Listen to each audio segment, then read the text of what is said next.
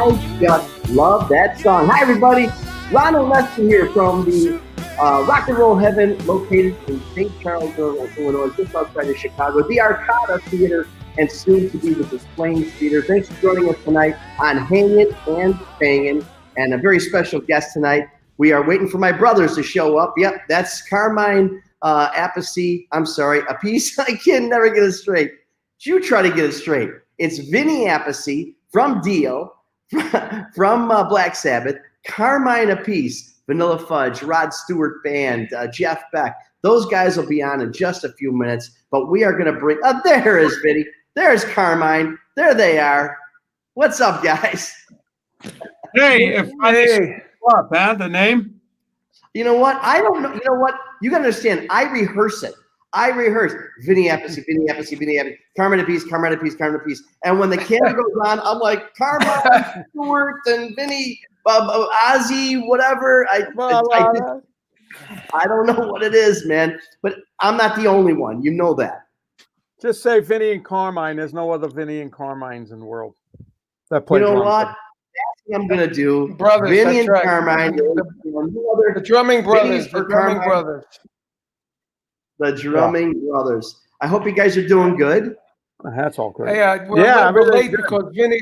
We're late because Vinny just gave me a lesson on how to operate my Cubase on the computer he built for me. The famous computer we've been hearing for 12 weeks about. Yeah, I finally got it. Carmine's he was my 2 o'clock student today. Vinny's student today. My student was here. Awesome. Well, we have a very special guest tonight. I mean, can you hear us? There we go. Very special guest. Let me tell you something. This guy is really something. We all know all about him. You guys brought him on as a guest. And one of the most talented guitarists in rock and roll, but truly one of the nicest. Let's bring him to the camera. Ron Thal, alias Bumblefoot. Bumblefoot. Hey. Good to see you guys. And he's got the guitar. You're a Cubase guy. As usual, you have a guitar in your hand.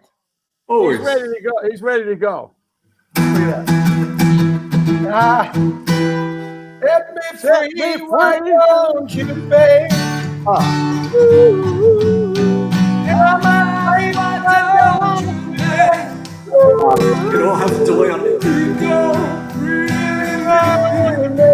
I've got the high.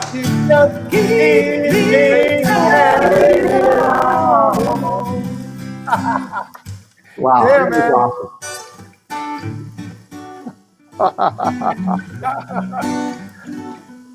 You know, you're the like second or third guitarist we've had, and nobody had a guitar. I know. Yeah, that's right. Well, this guy is always got a guitar in his hand, you know. But I gotta say, I'm gonna embarrass you, Ron, because I'm telling you, we've worked with so many of them. But you are definitely one of the coolest, nicest guys, musicians we've had at the Arcada. Oh, shucks. I'm telling you. I agree. That's not what he was. Approachable. I'm telling you. Vinny, Vinny. He's not a nice guy. That's not what he was saying before you came on, Ron. Well, here's where he knows your line. I was on the phone with him for the last 15 minutes. He got on, and you know what? He didn't say hello. He didn't say what's happening. The first thing he does, he's doing a Boston song. Which one? There it is. Let me take you home tonight.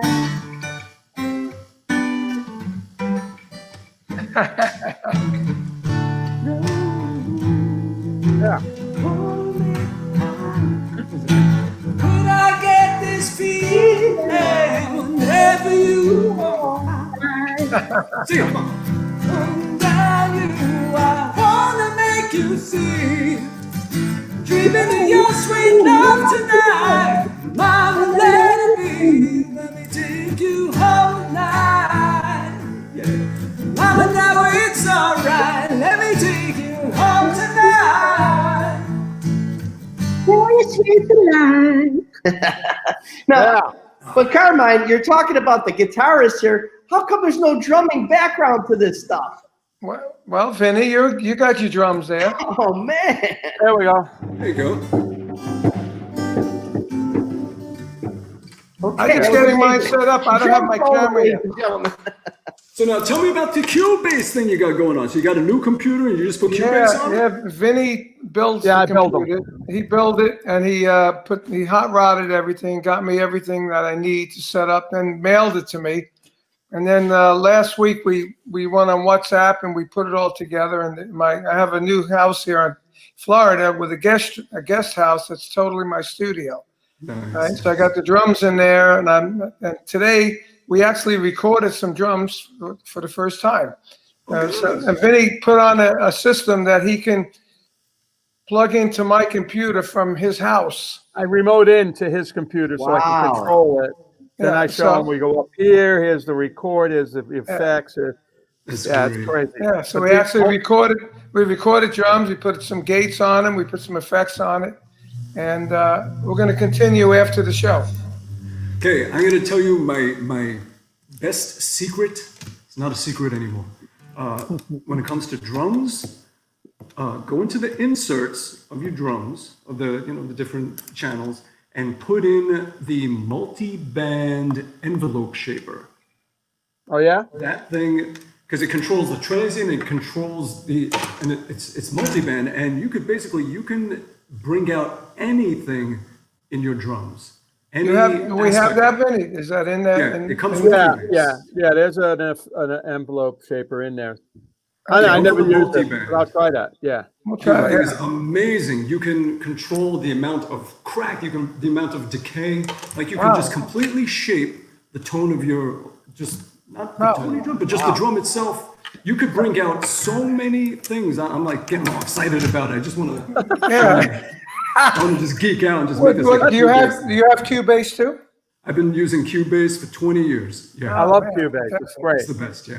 The only problem is I got Cubase 8 and I know it pretty well. I know where everything is. So Carmine, I thought, well, I get him the new one. What the hell? 10.5.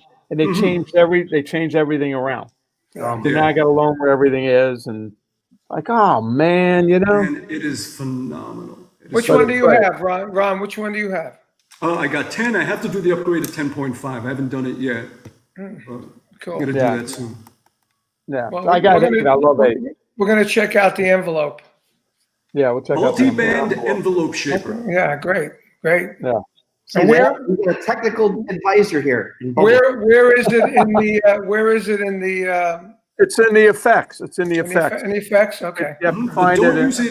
Don't use it as an external effect. Like go into your kick or your snare top or bottom or whatever it is, or your tom, and in the inserts, you want to grab it in there, and you want to put it into the inserts. So it's not this external thing that you're going to add a little bit. Like you just want it to be right there. Right. Yeah. Beautiful. Yeah. Cool. Hey, how about that, Rono? Not bad.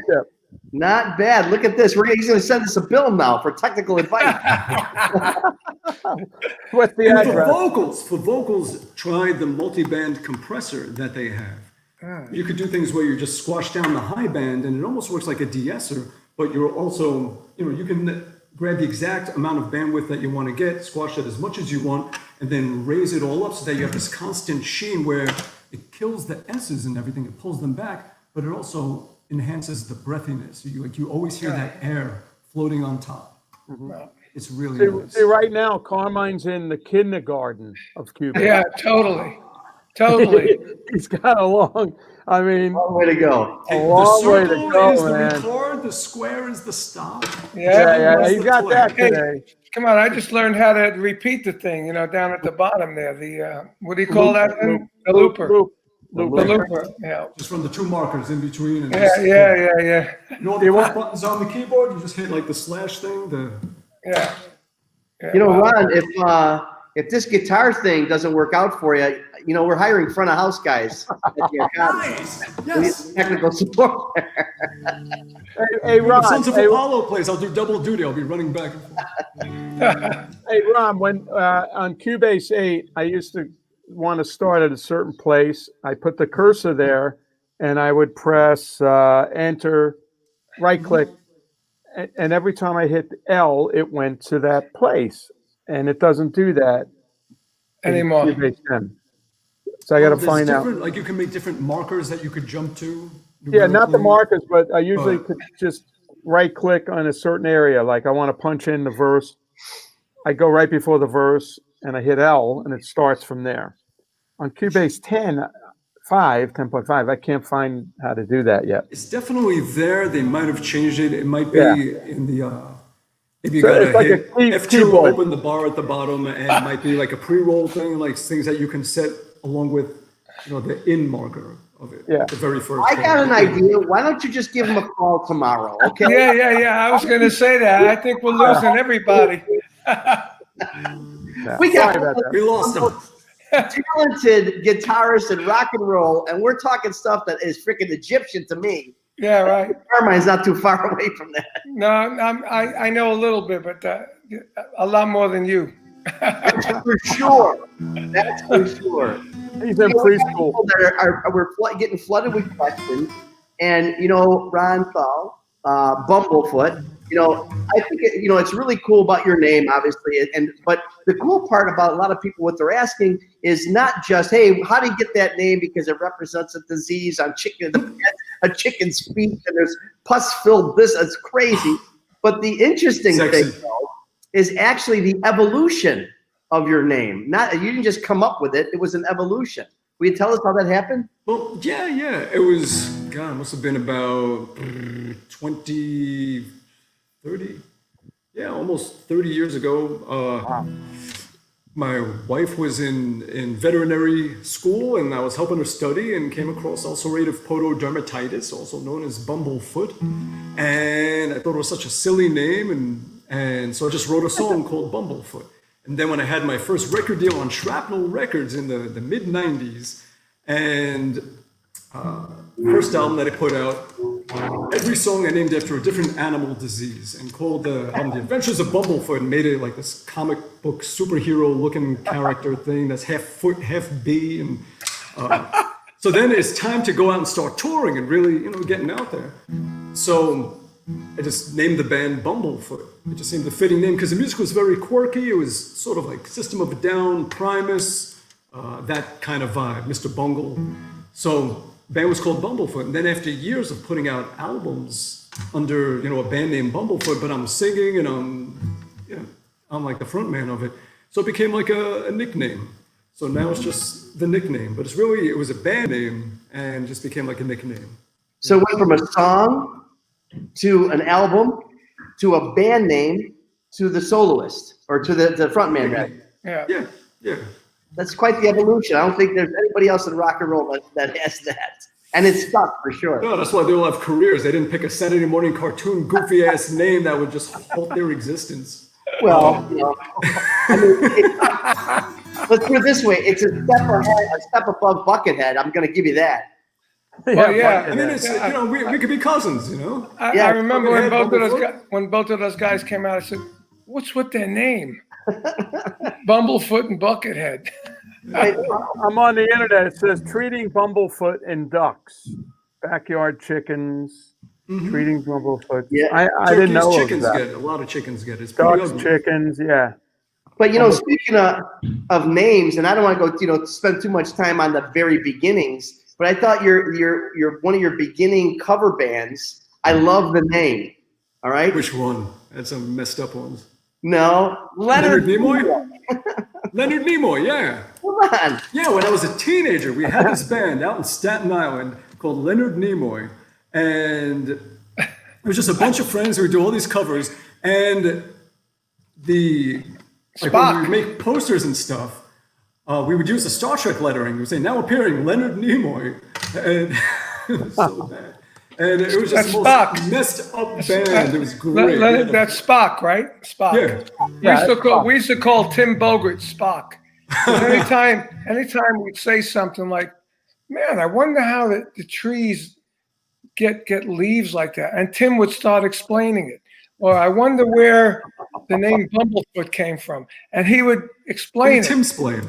Yeah. He would. So we'd say, man, you're like damn Spock. So every time he answers something, thank you, Spock. Primitive. Did people think Leonard Nimoy was coming at the gig? Yeah. Yeah. It was Leonard Nimoy. He was a vocalist. But But the other thing that we would do, being the What the- take my hand. Oh, that looks like my foot. Hold on. I know. So, but what we did, it was really terrible because we were just little asshole teenagers. Besides saying Leonard Nimoy appearing at, we would have a picture from this like swingers magazine of like some like really like large woman with her ad, and we would just take a copy of the ad and would say like what she's into, what she likes to do in the bedroom graphically. And we would have that underneath instead of a band photo. So it just made no sense. It was like, now appearing at whatever the club was, Park Villa, Leonard Nimoy. And then it has some woman like bent over, showing where to go. And, Oh my God. and like, enjoys this, that. That's funny. Funny. I'm telling The you, 80s, we were your just creativity with the whole naming thing is half the thing. Or lack thereof. Lack of creativity. We stole somebody's name. I think it'd be Stole a human funny. being's identity. It'd be funny if you went on tour with Chicken Foot, right? It's funny when they came out with that name. I remember I hit up Joe Satriani. I was like, nice name with a little smiley face. I mean, really, And he there's was like, oh, well, might change. Zeppelin, there's the Doors, Leonard Nimoy. That's creativity. It's Blackfoot too. Blackfoot. Blackfoot. Blackfoot. What else? Yeah. There's a few. What else? All right, let's think about this now. What other feet are there? Another Bigfoot. foot. Athlete's foot. Hangnail. We can go, camel toe. Wait, no, That's not a foot. it's not a foot. And the other thing that would happen is there's Right foot. Right foot. Left foot. Oh my You know what? We're talking about some great names, and you've got a great song, an album. Guitars Suck was supposed to be. It was supposed to be named Guitars Suck, but you changed the name at the last minute of the album. Am I correct? Oh, that one. We're going back. Yeah. Yeah, we That are was- going back. I was making one of my records, and then 9/11 happened. So what I did is I just made the album like a full fundraiser album where all the profits went to the American Red Cross, and just made it about that. Yeah. Yeah, that's cool. So let's take a step back. Take us through that, like your thought process. How close? Okay, 9/11, the horrible tragedy happened on 9/11. How close and how was it? I mean, literally right at that time? Was it a month later? Was it just around that time? What, that I wanted to do that? Yeah, what made you do? I mean, a lot of people, who would do that? With their No, a lot of people. No, you'd be surprised. Like in New York, in New Jersey, everybody just had the mentality of, what can I do? How can I help? Yeah, I mean, we were all directly or 1 degree away affected somehow personally by it. Still, I remember, I'll never forget the fucking smell. Yeah. Smell in the house of that. It smelled like burnt hair and ammonia. Yeah. You just How close couldn't, were you just you to how that? stank of it. Yeah, we were in LA. I saw the buildings come down, and I just freaked out because I remember watching those buildings be built in 1975. And watching them little by little go up. And when they came down so quick, I was just blown away. It gave me anxiety, actually.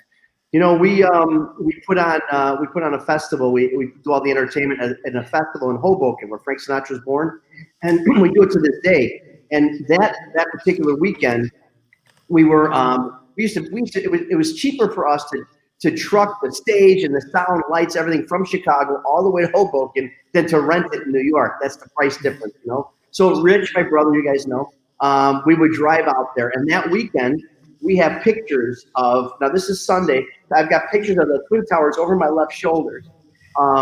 Monday we're taking everything down, and we're still in New York. We leave when all this happened when we were in the air and right from New York. And Wow. Oh, as soon as I got off the plane and I looked at it, we were in the airport.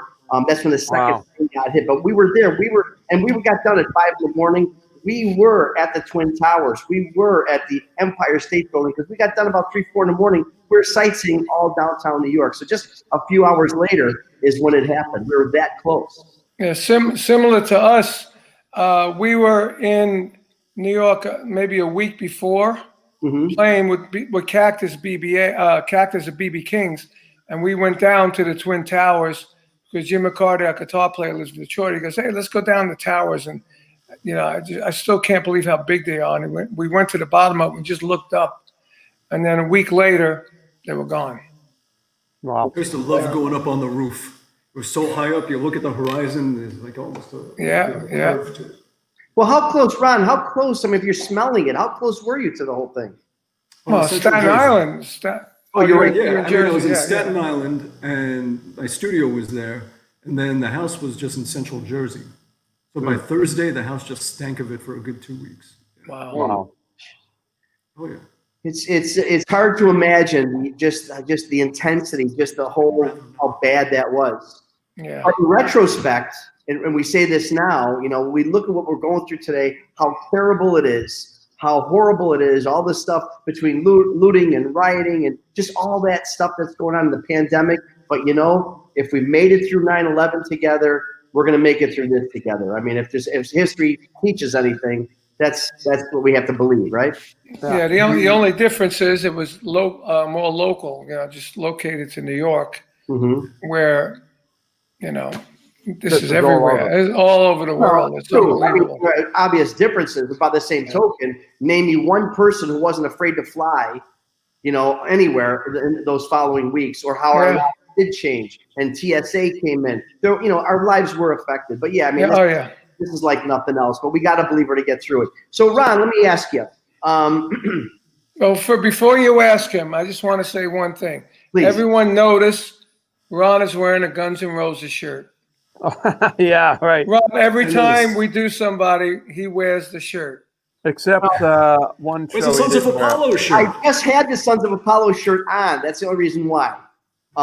Because we did Derek Sherinian a little while ago. So I had that. But what I was, I love to cook. And I love the Fiji guys. I mean, with the meatballs and stuff. But this is what I'm normally wearing during the day.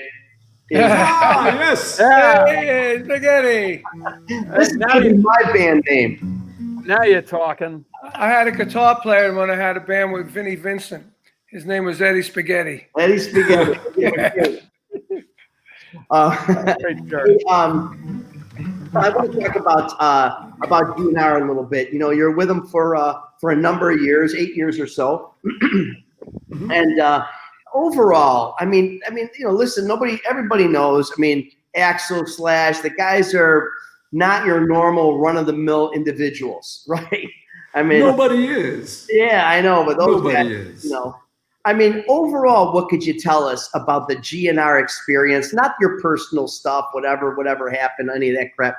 But I mean, generally speaking, you hear about the Rolling Stones, how challenging it is for those guys. They don't even talk to each other. They talk to each other through their attorneys, all that kind of stuff. What was it like for you guys on the road? What was that experience like for you? Well, it was really crowded because we all had our attorneys with us. Like if anyone said, "Hey, can you pass the salt?" Like the two attorneys, and then you get billed for it. The attorneys bill you for it too. $500 just to ask for. Hey, can you pass the salt? That's how it is with them.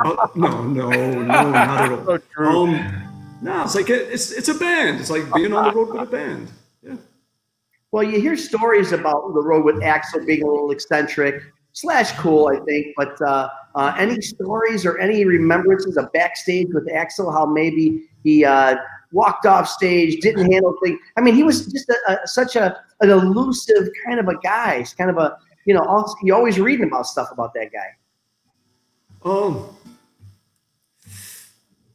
I don't like talking about other people. Gotcha. Poor taste. Gotcha.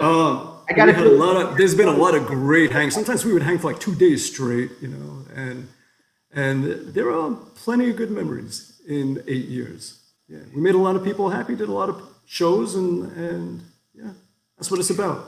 As long as we made people happy. Yeah. Do you, on occasion, with some of the shows that you do some GNR, do a little bit? Oh, what with Some Guns N' Roses songs. You ever go back to that? You find yourself like you're doing Boston earlier. Yes, you did it. Yes, you did it with us with the Platinum Rock All Stars. Wow. That's right. Yeah. What did we do? Did we do Jungle? We did Jungle, and we did 2 other songs. Well, we did it at your place, Ron. We did it at your place. Yep. That was awesome. It was Bumblefoot, me. So for me, we did People Get Ready. I think we did Hanging On. We did Hot Legs, right? And then we had Gene Cornish of the Rascals. There we are. Gene Cornish of the Rascals. We did Rascal songs. We did Yes songs. We even did Video Kill the Radio Star, right? So what a line. And Rudy Sazzo. We did White Snake, and we did Come and Feel the Noise. It was awesome. And then Phil Narrow sang, did a great job. And it was fun playing all that stuff. Yeah, and it was fun doing all that stuff. Let me tell you something, from a fan standpoint, I don't know if people really understood or what to expect. I mean, with all those names, but truly, the amount of hits that you guys all did, it was an incredible show. I mean, just from Gene Cornish alone. The Rascals. The Rascals. I mean, we did. What did we do with that? Which one? We did Good Lovin', of course. We did People Gotta Be Free, right? Were there 4 of them that we did? Groovin'. I think we did 4. We did Groovin'. On the Sunday afternoon. Oh, man. We didn't do How Can I Be Sure? Yeah, because that's an Eddie song. Yeah. Eddie Brigatti. Because I played with the Rascals in incredible. 2018. A lot of fun. Absolutely, we got to do it again. And that's what I see. There's so many incarnations of the Bumblefoot experience. The Art of Anarchy. That was kind of short lived, and I didn't get a chance. I almost had that show. I was so excited. Scott Stapp, one of our best friends at the Arcada too, just loves it by us. Comes to us a couple times a year, and I was really excited at the possibility of you guys being there, but it didn't work out. Scott Weiland at the beginning. He did his last show by us before he passed away. Oh wow! Which is actually, if you don't mind me saying, so Scott Weiland, really crazy, does his show by us, and I looked at him in the eyes, and he wasn't there. I'm telling you, the eyes were he wasn't there. It was really weird. So he leaves. The show's over. It was okay. It was good, and then he passes away.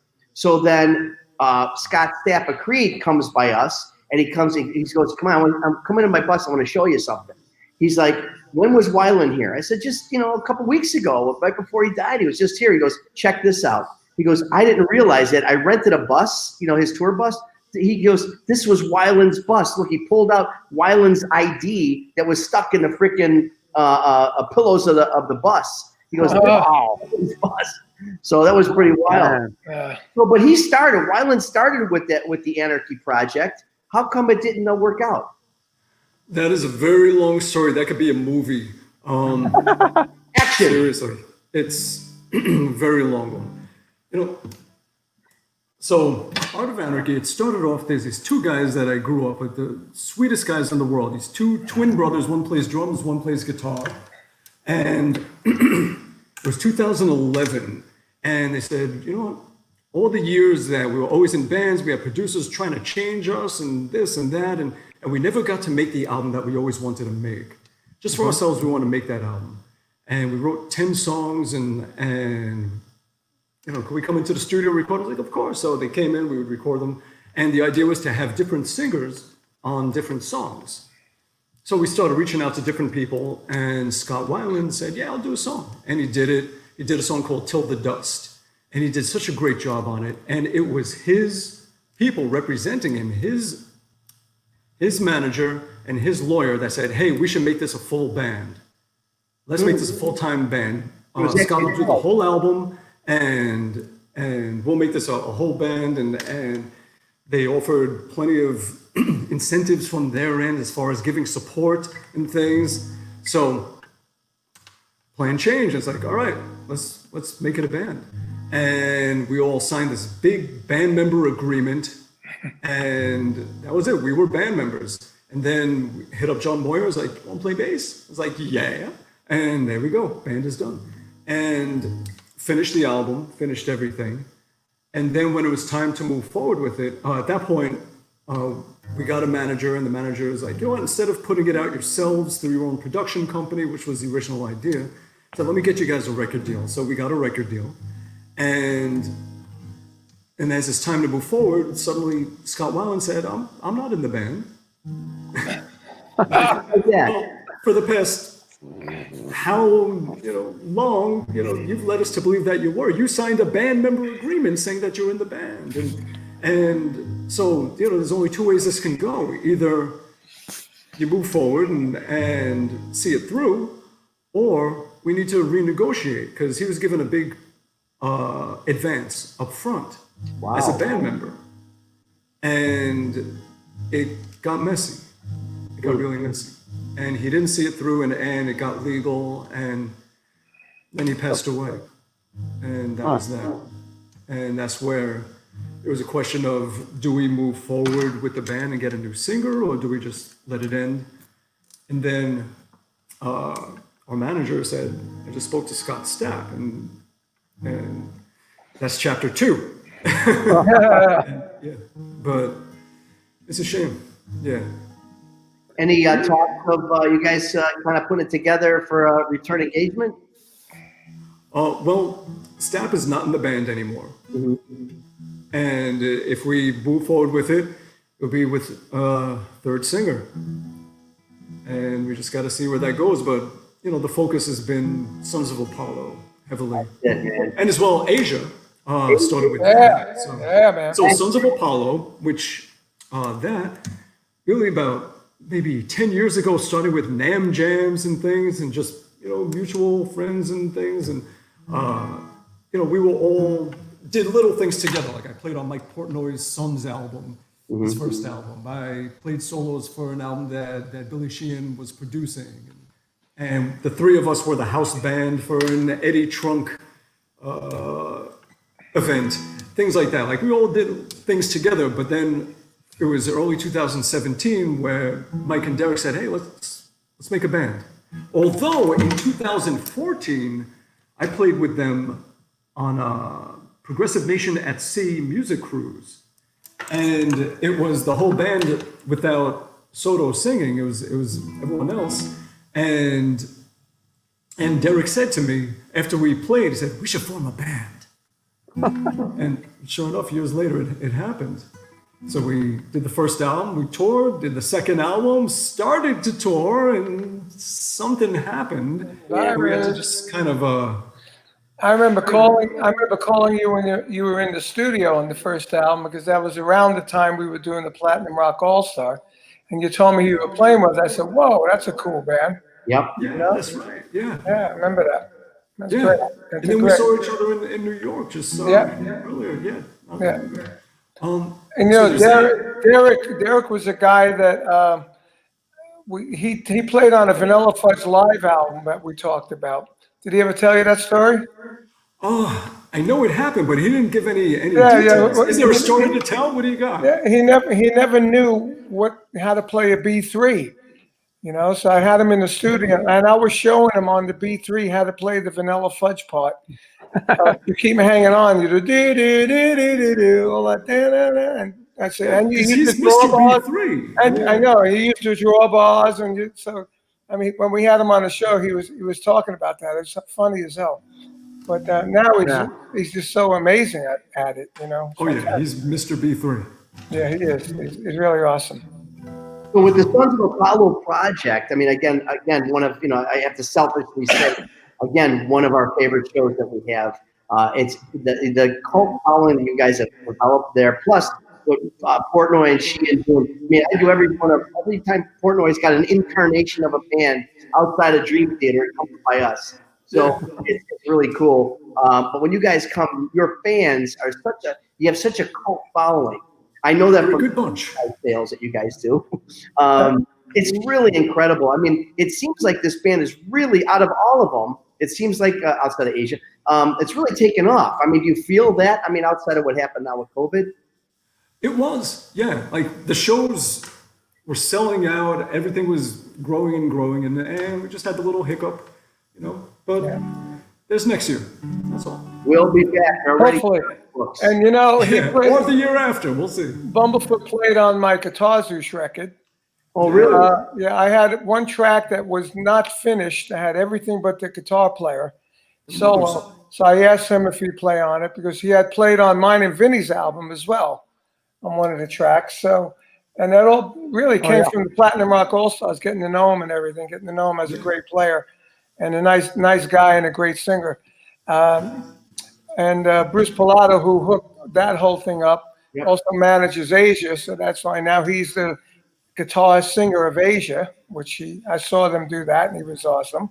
But he played on this album of mine, and this track was in, you know, all these wild tempos, 11/8, I think it was, and it was awesome. And he did a tremendous job. All I did was send him the tape, and he just sent it back to me, and I said, Done.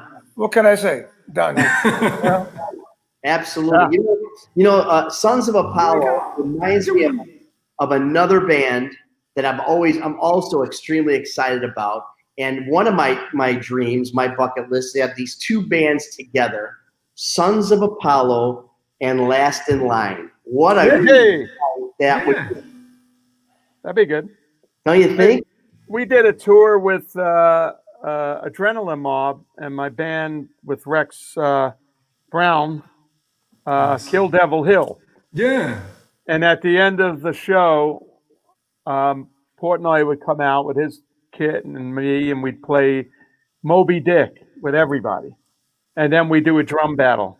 And it was such a great ending. People went crazy. It was really cool. Kill Devil Hill. See, everybody is 1 degree of separation away from each other. That's right. So Kill Devil Hill. Now, Rex and Mark, there was a band called Alive, which played all Kiss covers from the Alive albums. And that was Brian Tishy on drums, Rex on bass. I was on guitar singing the Paul Stanley parts, and Mark Zavon on guitar doing all the Ace stuff. And Rex would do all the Gene, and he sang Gene so well. Oh, really? He nailed it, yeah.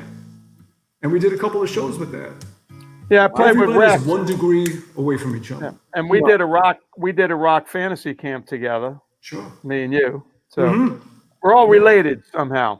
Well, you guys. And I played on Paul Stanley's solo album. There you go. There you go. Well, you know what? I mean, as I've said this before, we've been doing this show for several weeks now, and it's just unbelievable how many lives, careers, and fans that those two guys over there. Yeah. Wait, this is so. This guy. These guys. These two youths. That guy, and this guy. Vinny and Carmine have touched so many lives, so many bands, so many fans. It's just The amazing. two youths. I like it. The two youths. Who are you guys? Again, and Carmine, I'm thinking you're doing some kind of a scam thing going on, because every week we've got these great guys, great musicians, but every one of them is freaking from Brooklyn. Hey, That's right. well, next week LMBs. we got Rick Derringer, and he's not from Brooklyn. He's from Ohio. Football at us.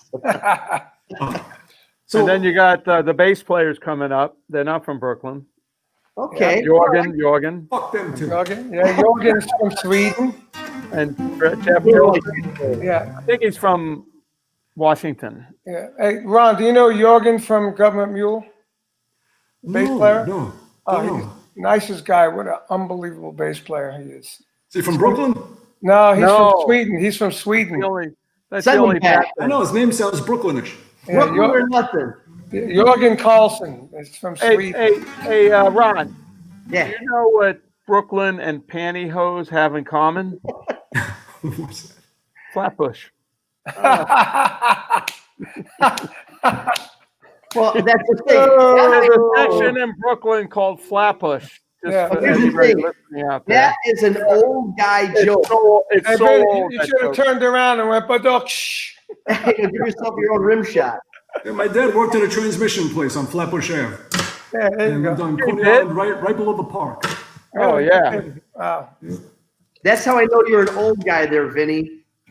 No, that's just an old That joke. bush, that don't exist anymore from what I understand. You know, what's funny is it's such an old joke, and so many people from Brooklyn never heard it before. And it's like, well, really? You're saying it's still got some life to it. Okay. Yeah. It's still got a couple more years to go. Who knows Flatbush? I Eat Avenue J. Lords of Flatbush, the movie. Right. Lords of Flatbush. Come on. One of the finest movies. Lord the Flatbush. Winkler. Yeah. Henry Winkler. That's where Fonzie really started, you know. That's how American Graffiti, Happy Days. You know, I gave drum lessons to Henry's son. Henry Winkler. Back in the 80s. We used to go out to dinner, go to his house. Nicest guy. Nice. Tell him that joke? Did you tell him the flat? I didn't tell him that joke. Oh shit. Good. Better off. Good. Okay, Brooklyn, best pizzeria, L&B's. What do you got? Where's that? I thought it was Bensonhurst. I thought it was L&B's, Spumoni Gardens. I thought it was Rennie's. Spumoni Gardens, yeah. Spumoni Gardens. You know the Spumoni Gardens. That's all the old name, Spumoni Gardens. We went to the neighborhood pizzeria. We had Gino's and 2 blocks over Lenny's. And it was great. You had a square and a round. Yep. That's it. You didn't call it Sicilian, you called it square. Square, yeah. Yeah, so you go to L&B's and say, give me a tray of square. Yeah. They give you 12 slices, you keep it warm in the car, you get it home, and you just devour that stuff. And it's like crack. But I must say, a Chicago pizza's pretty damn good. The deep dish, wow. I would admit, yeah. We if had you're looking for an entire meal, Chicago pizza. We got all kinds. We're opening up at the Arcada. I'm opening up a pizza place, wood-fired pizza. It's called Rockin' Za, the rock and roll pizza experience. All right. Okay. Nice. We got more stuff for you guys. Good. Yeah, I went to a place in Jersey by the airport because we were early, and it was coal they used to heat the pizza in the oven. And they said, this is the best thing you could use, coal. I'm like, Well, for Korean barbecue, yeah. Korean barbecue, you gotta go coal, not gas. You couldn't even turn it off. It had to burn 24 hours a day. It was so hot. Yeah. And then the pizza thing, the peel, was about 20 feet long. As they get close to the oven, they'd go up in flames. So ridiculous. Spontaneous thing. Hey, let's talk a little bit about Asia, because that's a big freaking deal. I mean, Asia, obviously one of the most iconic bands to come out of pop rock and rock and roll, of course. Gaglione. Yes. Well, yeah, I mean, not concerned, because Bruce was telling me about the whole Asia thing happening, and as it was happening, and I wasn't concerned. I was just curious. You had the success of Sons of Apollo, so many shows, a lot of touring, a lot of a hustle and bustle with that band. And Asia, I mean, that's got to be a full-time job too. I mean, was there a concern, or how are you handling that overlap? No, it's not bad, because with Asia, we're not writing and recording and it's just going out and doing tours or shows. I see. And at this point, it'll either be something next year or the year after or whatever it's going to be. And just like all of us, we just work out our schedules. We do the juggling act, and it's just another ball in the juggling act. But it's okay. No, it's amazing. Let me now, as Carmine spoke earlier, the connection there. Bruce Pilato, the co-managers. But was there any kind of a tryout part? Did you have to go with Carl and any of the other guys and see it through a little bit first, or did you just get the job? No, we spoke in 2017. They had a tour where they were going to open for Journey. Yep. And they talked to me about, maybe playing guitar in it. And I was just so busy. Art of Anarchy was on the road, and Sons of Apollo was recording and just getting that going and my own stuff. I was like, now isn't the time. I can't pull it off. And then in 2019, they said, hey, we're going to be going out opening for Yes. And no, that was 18, wasn't it? What's that? The one Maybe for Yes? Yeah, it was 19, yeah. Yeah, it was just last year. It had to be the beginning. Yeah. And 'Cause then, I saw you guys in, I don't know where it was, somewhere near New York. yeah, I'm trying to remember which one was it, because we played a ton of New York, like in the area of Jersey and Pennsylvania. Yeah, I think it was upstate, not upstate, but like It's like Albany near no, Woodstock. down, like up north of the Bronx, that area. Oh, the Westchester, that Yes, outdoor yes, place. yes. It was like very square. Yeah. Westchester County Something, Arena, yeah. Was it whatever, like a yeah. hospital, county County- hospital? yeah. County jail. County was it. county jail. The county jail, yeah. Yeah. My name's Sue. You know, you're such a. Oh, go ahead. I'm sorry. Oh, no, please. Well, you know, you're such a prolific guitarist, and you know, this is one of the things that you're best known for, from what your peers have told me about you, my friend Ron Thal, Bumblefoot, is that you. Now, this is the good part. This is the good stuff. I'm not gonna tell you the other stuff. No, not one negative word about you, my man. But you know, one of the things they say about your ability is you're like one of those people that can hear a song once and play the entire song on the guitar. You know, so I would imagine that has a big help as you're joining these other bands, especially a band where you're not writing part of the songwriting process. That's The Rain Man thing, yeah. It definitely helps. I mean, there's been a lot of situations where I had to learn all the songs on the spot. Right. With GNR, in order to learn all the new songs before Chinese Democracy was out, when it was still just demos, I listened on a laptop for a half hour with headphones and a piece of paper and just jotting down notes, and then did a tour. Yeah, we all know that one. And then, so there's that with Lita Ford in 2009 with Lita Ford. Yeah. She hit me up. She was still on stage. She just played Sweden Rock. She was still on the stage there. She called me up. She's like, "What are you doing this summer?" I was like, "Oh, I'm off." And she said, Wow. "I want to put a new lineup together." It's like, "Okay, how much time do we have?" 2 days. Okay. What are the songs? You gave me like 15 songs. So in 2 days, put together with my drummer and PJ Farley on bass, and we went down to Florida to her house and just rehearsed for like a day or two, and then toured the summer. So that happens. You got to be quick. You got to be able to remember stuff. And with Asia, that one I had a little more time. And also it kind of helps when you've known the songs for like 40 years. Yeah, right. Yeah. So when that So you're happens, the saying stuff is in your blood. So you're saying if But boss never calls, you're ready to go. Oh, yeah. You know, Asia. I could listen to a song once, and then I have to listen to it 5 more times. Hey, I don't even know what that means. You listen to it once and then I you have got to to play it listen 5 to more it times. 5 or 10 times to learn the song. Well, that's it. That's usually how it is, yeah. That's what your But peers I do what Ron does with the cheat sheet, just write out, you know, blah, blah, Yeah, blah. you got it. Got to do that. So the thing with Asia, though, is I had to learn the guitar parts, I had to learn the vocal parts. They're from 2 different people. Right. So you're sort of anchoring in 2 different places to the song. You know, the guitar parts are doing all this upbeat stuff. You know, and the vocals are on the downbeat going with the bass because it was the bass player that was singing. And having to change the way I sang to really fit the style of the music so that it stays in the realm of Asia. You know, you can't go out there and sing it like, you know, Yeah. you know, you have to sing it appropriately for the song. Yeah. People are not gonna, it's not gonna take them back. They're not gonna reminisce. It's not gonna feel like the song. So Ron, since you have a guitar in hand, can I put you on the spot? Can you give us a few bars of something with a little vocal from Asia? Asia, sure. Let's see. There's so many songs. I mean, Give me a of course, little. the big hits, you know.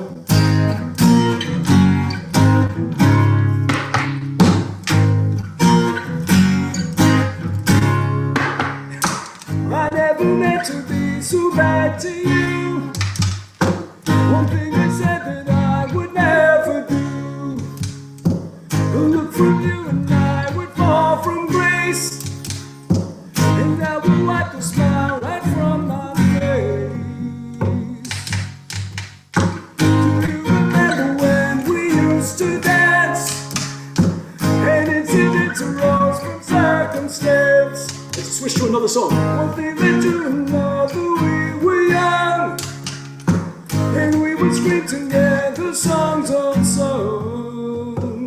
Then you gotta play. With the heat of the moment, telling me what your heart meant. I'm out of practice. What else was there? I saw you standing hand in hand. Then you come to me, a solitary man. And I know what it is that makes us live such ordinary lives. When it comes down to see, no one can sympathize. The smile has left your eyes. The smile has left your eyes. What else was there? Yeah. Nicely done. Nicely done. I'm back. My internet went out. He's back. I missed it all. I missed it all. Ah, great. Gotta start again. It was the heat of the moment. It's in your eyes. I'm gonna sing this for you. Come on. There's no disguising it. I'm singing right now. I'm staring. I'm gazing deep into your soul. Yeah, man. It's very creepy. It really comes as no surprise. Time that you planned it all along. Sure as the sun across the sky, his lie is over. What the hell is that? Still time.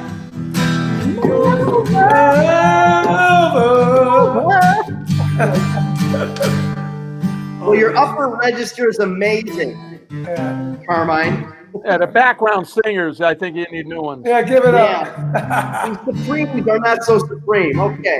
The Pip. Hey, before we go, we got just a couple minutes left, but I do want to touch on, obviously, fabulous vocalist, fabulous guitarist, fabulous drummer.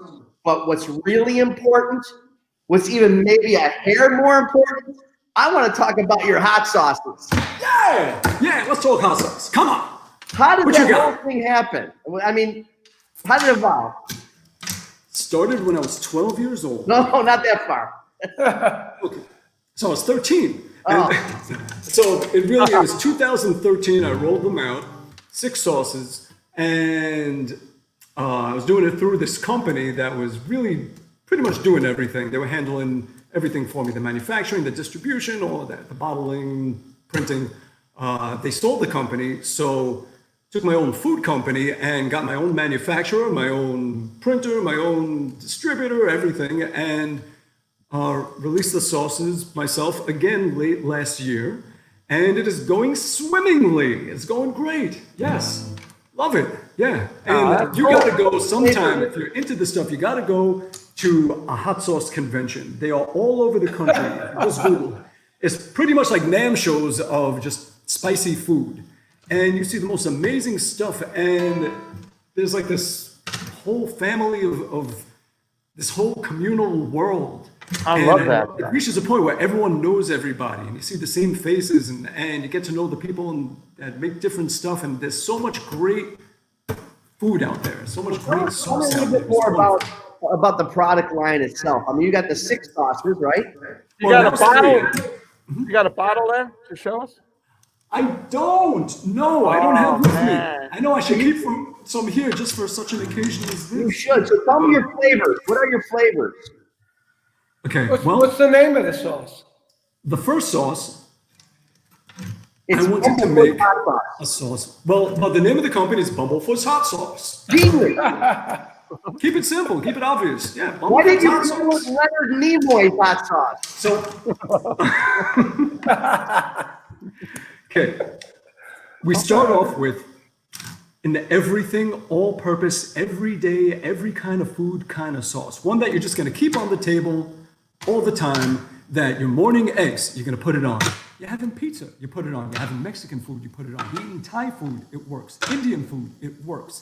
It goes with everything. It is the perfect mix of herbs and fruit and peppers and everything. And it is the sauce. I want this to be the sauce that you use for everything. So I named it the sauce. It is called the sauce. Yeah, just obvious, simple, obvious. The sauce. Now, did you come up with the recipe? The recipes started in 2012 when I met with the people at a company called K. John's, and they were the ones that were putting out my sauces, and we worked together in the kitchen. I had all these sauce ideas, and I met up with them, and we go to the supermarket and buy blueberries and this and that and cook them up and put it all together, and they were really I couldn't have done it without them, for sure. Yeah. Wow. So next flavor. Oh, okay. So there's that one. I should also mention it is a 2-time first place winner at Zest Fest Food Convention in Dallas, Texas in 2013 and 2020. First place award as a mild jalapeno sauce. The next one, we need something barbecue. We all love barbecue. So this one has chipotle, it has cherry, it has bourbon. This one, it is so good. I've seen people drinking this for real from the bottle. People just drink it from the bottle because it's that delicious. In fact, it's more than delicious. It is Bumblicious. Bumblicious. Also, 2-time first place winner at Zest Fest when I rolled it out in 2013 and the relaunch in 2020 in January when did it there. First place winner, 2 times. Wow. And then the hottest of the hot. This one. That's what I like. That's what I like. Then you would like this one. It I has like that. ginseng and caffeine like an energy shot. Like I don't know any other sauce that has that. It has ginger and tropical fruit. It is 4 million Scovilles. Wow. And when you first take just a dot of it, as soon as you touch it to your tongue goes numb, your lips go numb, your gums go numb. You count to What's 10. the point? And then, no, people like this. It's like drugs. I think they And- gave me that yesterday at my root canal. Yeah, you're just a little dab of this stuff. You wouldn't have felt a damn thing. 10 seconds later, It's like an smoking oven on a door. blowtorch. Why?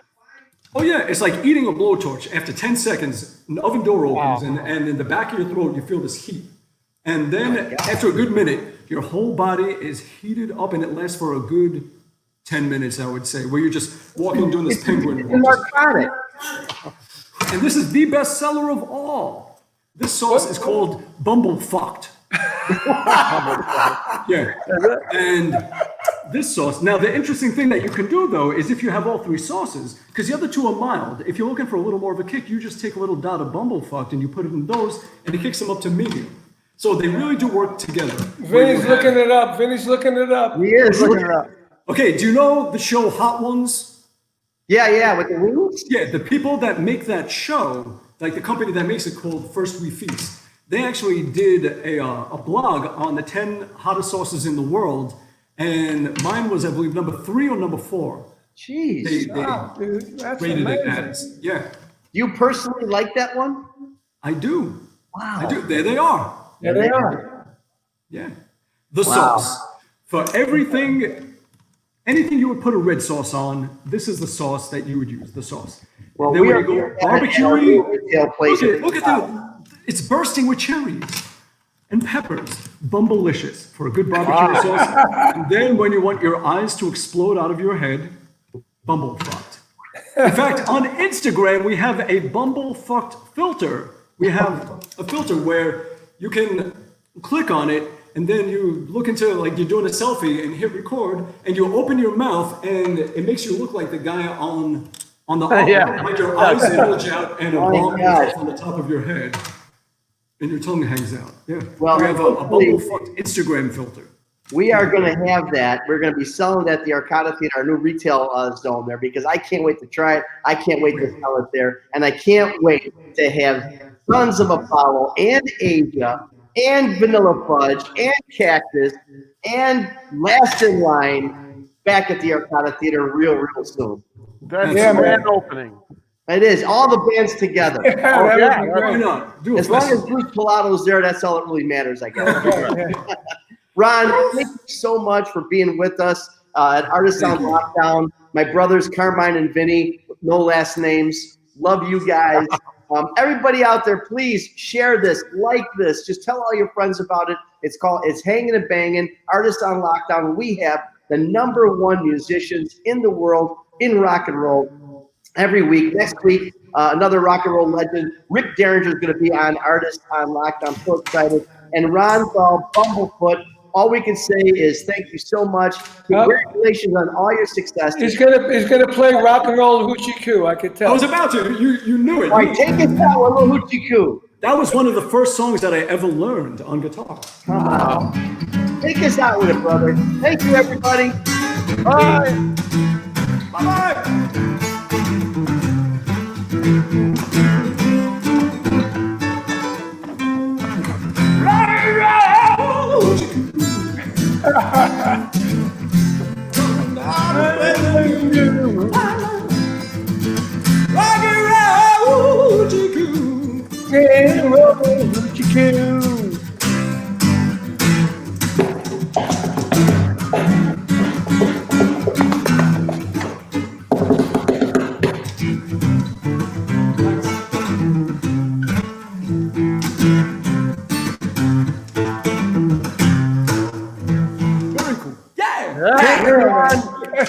All the best, buddy. Thank you all so much. Hi, everybody. Thank you, Thank you, our producers. We're putting this all together. Artists on lockdown. We'll see you next week with Rick Derringer, Vinny, Carmine. Love you, brothers. Thank you, See bro. next time.